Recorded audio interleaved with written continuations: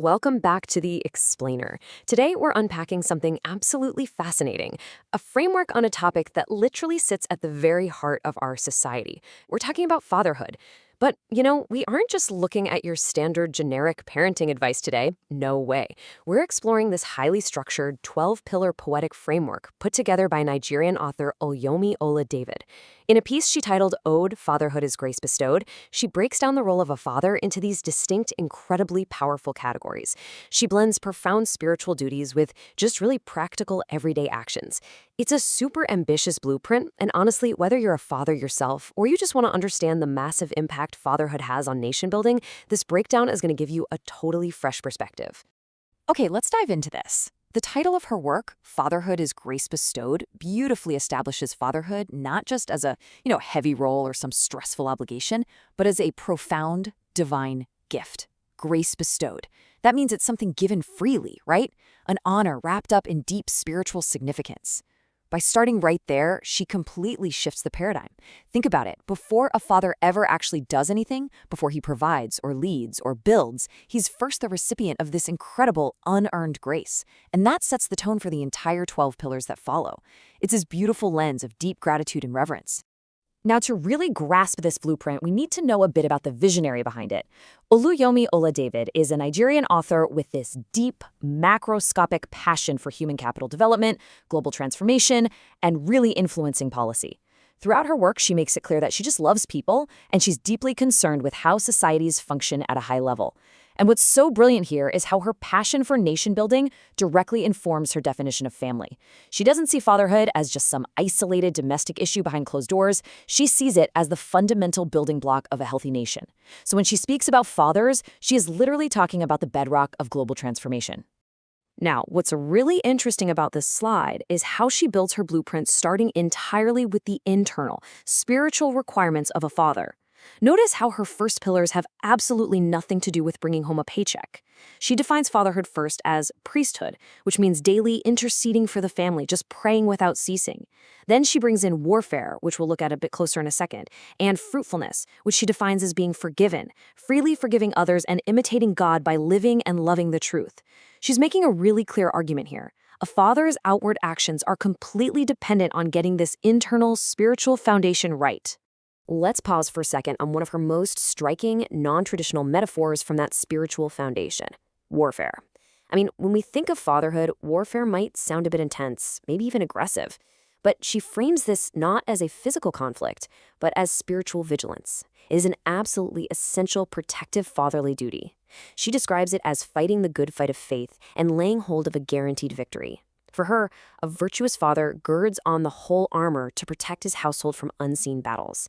It's this incredibly empowering vision of a father acting as a literal spiritual shield for his family. So, from that deep spiritual foundation, she transitions perfectly into the interpersonal realm. She takes those early spiritual concepts and translates them directly into the day-to-day realities and duties of family life. She breaks it down into 4 parts. First, responsibility, being a selfless giver who trusts the Creator to provide.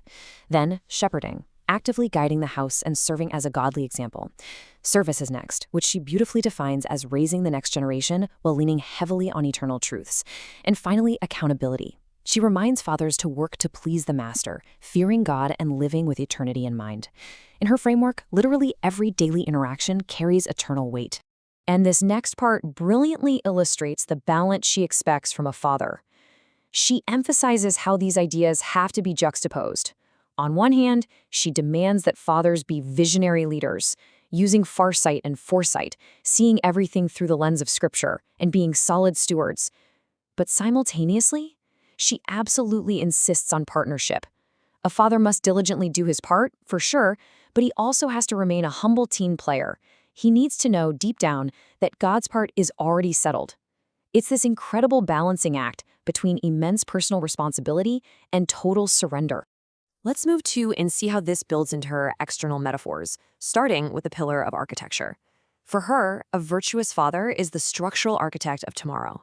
He doesn't just sit back and let the future happen to his family, he builds it, using godly wisdom. He takes constructive, deliberate steps right now to create a rock-solid future. It's such a beautifully proactive view of parenting. Fathers aren't just managing the present chaos, they are literally the designers and builders of the generations to come. She continues with another super fascinating external metaphor, basically reclaiming corporate language, business. Normally, when we say a father is handling his business, we picture career goals, office hours, and financial profit, right? But she flips that entirely on its head. For her, the true business of a father is making every single moment count and gaining every precious soul in his care. The ultimate profit here isn't monetary at all, it's soul winning. She elevates the time spent at home to the absolute highest priority of a father's so-called business. And all of this culminates in her pillar of the priceless impact of a father. This connects directly back to her biographical passion for policy and transforming society. She directly links strong, balanced, virtuous fathers to the overall health of an entire nation. By fathering well, she argues fathers are literally adding vital resources to their country and maintaining a healthy societal balance. She says these fathers are fit for purpose. It's a powerful reminder that the quiet, everyday work a father does within the walls of his home is actively shaping the stability and the prosperity of the entire world outside. Now, I know what you might be thinking. Looking at 12 massive pillars like priesthood, architecture, and leadership could feel completely overwhelming. But she doesn't leave fathers carrying this crushing burden. Not at all. She delivers this affirming conclusion with such genuine warmth. She writes, "Yes, you qualify. Jesus qualified you. And I celebrate you, today and always." She emphasizes this wonderful tone of pure celebration and grace for all the fathers out there striving to follow her immense blueprint. It's really not about being perfect. It's about relying on the grace that qualified you in the first place. So, what's the big takeaway here? Oluyomi Oladevid has given us a masterful 12-pillar blueprint that elevates fatherhood from just a basic societal role into a divine, world-shaping assignment. From the internal quiet of spiritual priesthood to the external architecture of shaping a nation's future, it is a call to deeply intentional living. Which leaves us with a real question to reflect on, regardless of where you are on your own journey. How will you build the architecture of your family's future? Thanks so much for joining me for this explainer, and keep building with wisdom.